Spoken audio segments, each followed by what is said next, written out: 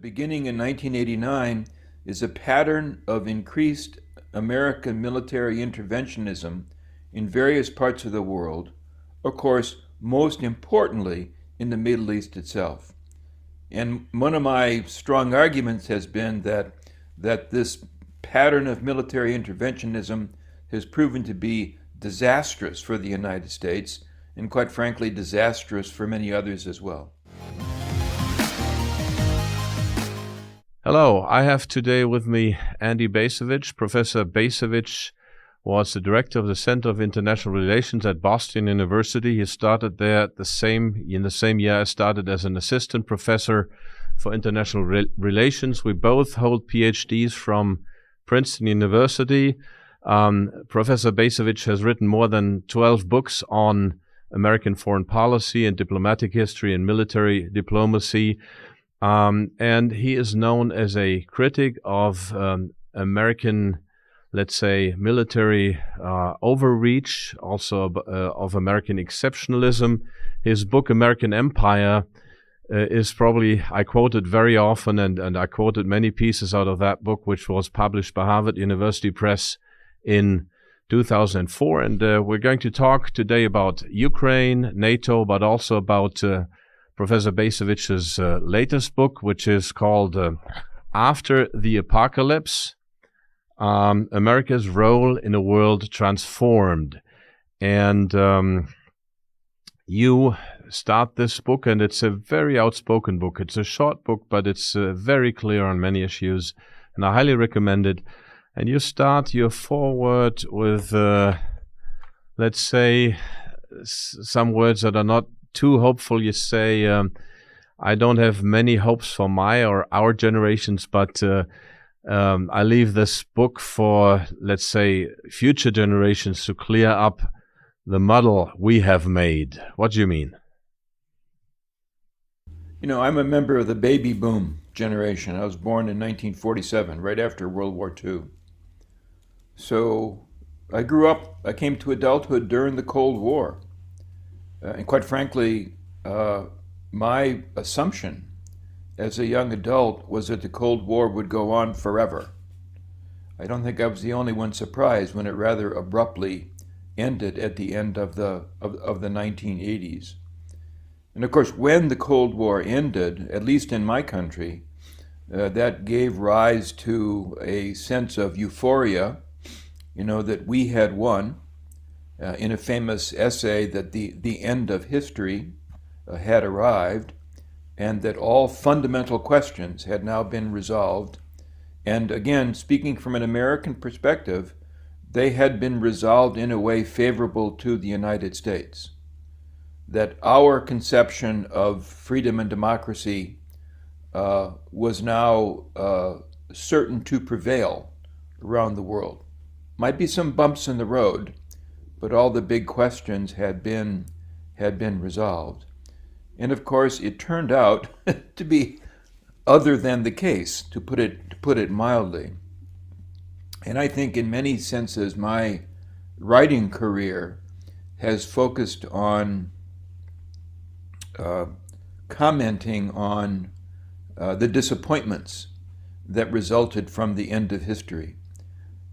I wrote this book during the pandemic, during a time of great economic crisis here in the United States, and referencing the title, during a time of really extraordinary natural disasters, of hurricanes and floods and wildfires, so that terms like apocalypse and apocalyptic had begun to appear with some frequency in our media.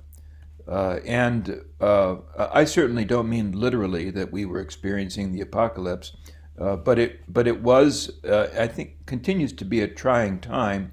And the purpose of my short book was simply to try to parse what some of that was all about. And I should also mention, of course, this is occurring in the midst of the Trump presidency. So you point out to two culminating events in that period, which I'll come to shortly. But just for our listeners, American exceptionalism, you said America had prevailed, had won the Cold War. That led to a sense of euphoria, probably even for you in the beginning. But what went wrong? What went wrong really in those years? And you've been an ardent critic, and I should also note that you have been a critic of U.S. military overextension. You have been a tank officer. You are a retired colonel. One of your sons paid your son paid the highest price he died in the line of duty in Iraq in 2007. So you know about military matters very deeply, and you still are I would say you're a conservative, but you're a critic of military expansionism or overextension and of exceptionalism. So what are your thoughts on this? I do identify as a conservative. I'm not sure I even know what the term means anymore, but it suits me better than alternatives. So when the Cold War ended, there was considerable chatter. I'll call it that because I don't really think it amounted to serious analysis. Chatter about why the Cold War had ended the way it had. Now, speaking frankly today, I think it ended the way it did because it became apparent both to the people of the Soviet Union and, more importantly, to the leadership of the Soviet Union that their system had failed and the failure was decisive. That Marxism, Leninism simply wasn't going to provide a methodology for organizing human society, and they gave up the struggle. Gorbachev specifically gave up the struggle. That's not the interpretation that prevailed, I think, in American society. Rather, it was that the end of the Cold War was a manifestation of the superiority of American ideas, thinking, principles, and this is a crucial point, and also a manifestation of American military superiority. Now, your listeners would say, well, there was no war at the end of the Cold War. True, but within the United States, there came to be the conviction that the Soviets gave up because they recognized that American military superiority had become insurmountable. In other words, that the Cold War, from this point of view, the Cold War was a war, and we had won the war even without firing a shot. And therefore, going into the post-Cold War era, this line of reasoning said, not one that I agree with, that American military power was a particular strong suit. And as the United States enters into the post-Cold War period, members of the political establishment decide that it's time to put American military power to work. The result, beginning as early as the invasion of Panama in December of 1989, a totally forgotten episode, but beginning in 1989 is a pattern of increased American military interventionism in various parts of the world, of course, most importantly in the Middle East itself. And one of my strong arguments has been that this pattern of military interventionism has proven to be disastrous for the United States, and quite frankly, disastrous for many others as well. Yes, I remember that in American Empire you use you make the statement that in the 90s the reliance on military force for whatever foreign policy problem arose reached new heights. Well, this was the 90s. Probably it increased even after that, or further increased. How would you see that? Especially after 9/11, of course. And exceptionalism, could you explain to our audience what exceptionalism means and why that and how that combines with military force? Well, so it's no longer the case today, but certainly I'll use the phrase Anglo-America, the colonies founded here in the 1600s. Anglo-America was a Christian society, emphatically Protestant Christian.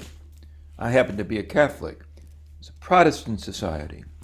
And emerging from American Protestantism at that time, evolving over time, was a notion of chosenness. Certainly the Puritans believed that they were the new chosen people. The Puritans believed that the Anglo-American colonies established in North America were established for the specific purpose of creating a new world, a new society, one that would certainly convert England, but also convert the rest of the civilized world. And this wild notion has persisted, and in a sense was renewed at the end of the Cold War. A belief that since we had won this epic struggle, that the end of the Cold War was an affirmation of American exceptionalism, an affirmation that the rest of the world was intended to do things the way we do them.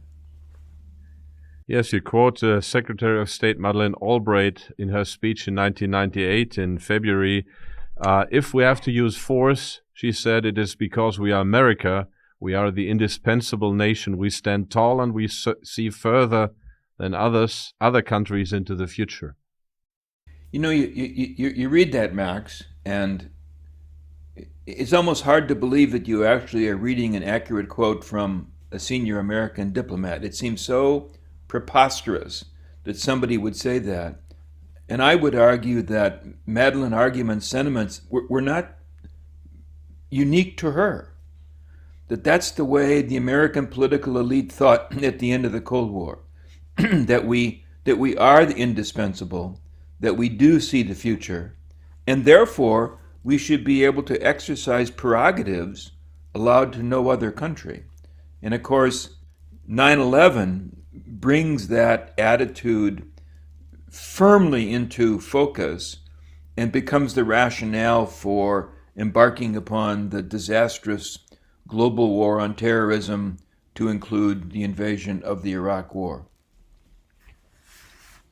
Yes, and you point in your book, I mean, it's basically two events you identify with the apocalypse, although that is not to be taken literally. It's the pandemic, but it's also the withdrawal from Afghanistan. So two crucial points. I could add a third one, the Trump presidency, which you at some point term as bizarre, which it certainly was in some ways, but it also brought things in motion. So could you elaborate on those 3 points, especially maybe on the Trump presidency? My view of Trump himself as an individual, I think, tends to differ from others. I personally do not think he is a very significant figure in our history. But Trumpism, this movement that he inspired and exploited, that is indeed very, very significant. Because what Trump did, and we have to credit him with a certain form of bizarre genius, I guess. He's a salesman, right? To coalesce a sense of alienation and anger that was felt by tens of millions of Americans who could not find an outlet for their concerns in either of the Democratic Party or the Republican Party pre-Trump. They could not find, within the establishment, there was nobody who felt what they felt and who embraced their anger, and it was intense anger. And so Trump, with this peculiar genius of his, was able to tap into that and ride it to the presidency and come pretty close to riding it to re-election. And God knows, he's still on the scene, and we may hear more of this. So what really, I don't think anybody can appreciate the American political scene today without at least an empathetic, not sympathetic, but an empathetic appreciation of the views that prevail in the quarters where Trump is supported. I tried to say that carefully. I'm not something I'm endorsing, but there are tens of millions of my fellow citizens, tens of millions of them, who are deeply angry, deeply alienated from the status quo. And if indeed we are going to preserve our democracy, we're going to have to take into account the source of anger that affects all these people. And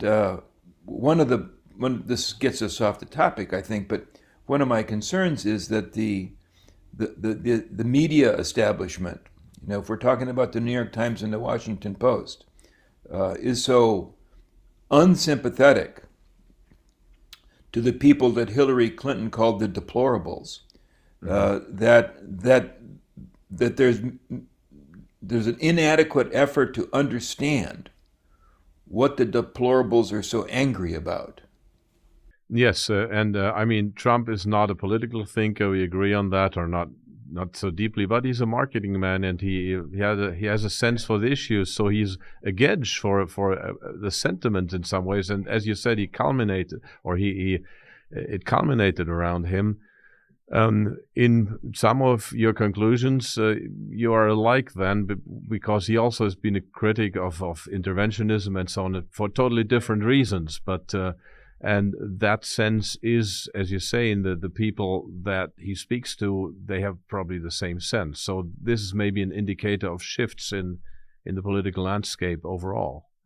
When you talk about the other two events, the COVID pandemic and Afghanistan, is it basically also a reference to that this is the end of the current path we pursued? It's a clear signal of overextension. We have to reorient. But then I don't see so much of reorientation until now. I think we're getting to the question of what is the Biden presidency all about? And of course, it was Biden who made the decision to pull the plug on Afghanistan. I agree with that decision.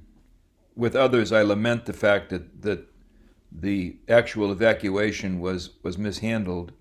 And you can't help but be sad and to think of, to contemplate the condition of Afghanistan today and what the Afghan people have to put up with.